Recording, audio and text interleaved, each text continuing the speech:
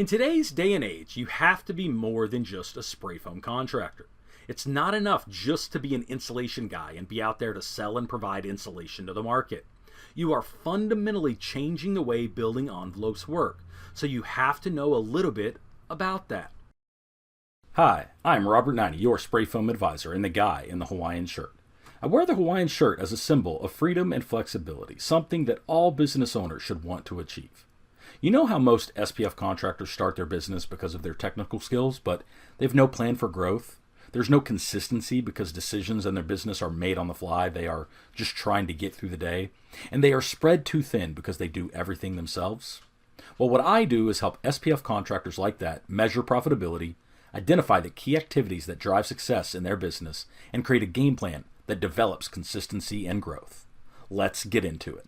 In today's day and age, you have to be more than just a spray foam contractor. It's not enough just to be an insulation guy and be out there to sell and provide insulation to the market. You are fundamentally changing the way building envelopes work, so you have to know a little bit about that. That is one of the reasons why we talk so much about building science here at Spray Foam Advisor.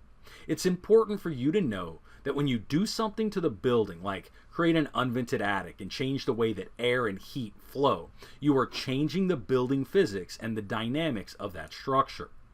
When you work with a product like closed cell foam insulation, you know that it can address many of these building envelope attributes, and you have to be aware of how the building is going to be affected when you are done. To understand these concepts, we need to study building science, and one of the key concepts from building science is understanding flow, or how things flow. This is a basic physics concept. Things flow from high concentration to low concentration, from high heat to low heat, and from high pressure to low pressure. All things flow from high to low. You see, this naturally occurs when you see a group of people that is trying to disperse. They flow from high concentration of people to low concentration as they disperse. That is a natural occurrence. When you know that things flow from high to low, then you know that to minimize the risk of bulk liquid flow into a structure, we need to put a barrier in place that will resist bulk liquid flow and prevent bulk liquid on the exterior of the building from getting into the structure. This is where we learn about control layers. What do we see in the real-world construction applications?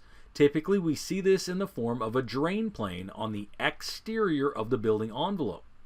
This could be a building wrap or some type of a skin that protects the building, a material that diverts liquid away from the structure.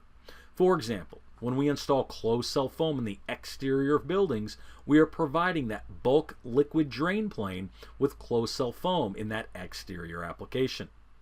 The next control layer is the air barrier.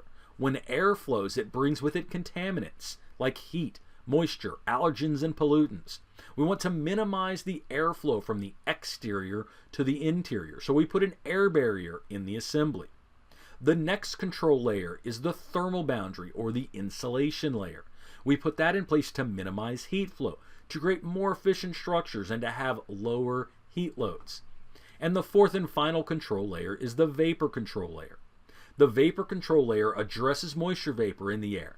It helps reduce vapor drive, and the combination of the insulation and the vapor control layer helps control condensation points through an assembly. This can also help you determine and calculate where condensation might occur. When these systems are constructed properly, we can create structures that work. Structures that flat out work long term over time, and we have excellent structures because of that. The ultimate example in the spray foam industry is using closed cell foam, as I mentioned before, on the exterior of a building. This application provides multiple control layers in one application, where we provide a drain plane, a vapor retarder, an insulation, and an air barrier, all in a single application on the exterior of a structure. This protects the structure from the impact of the elements on the outside of the building. We create a better system. The structure will operate better over the long term by moving all of these control layers to the exterior of the structure, or the exterior of the building envelope. Of course, we can't forget a proper air management system. The HVAC contractor, the mechanical contractor, has to do his job properly and design a system for the building envelope that you've constructed. All of this has been to point out that your job is more than just insulation.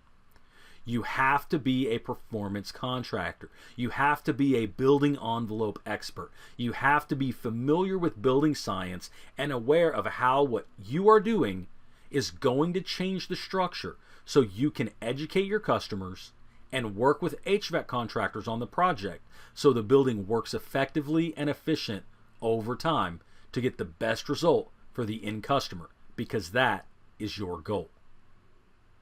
Like this video and make sure to subscribe here on YouTube so you are notified when we release future videos. And if a strategy discussion might be helpful for you and your business, you can book a call with me at spfbiz.com.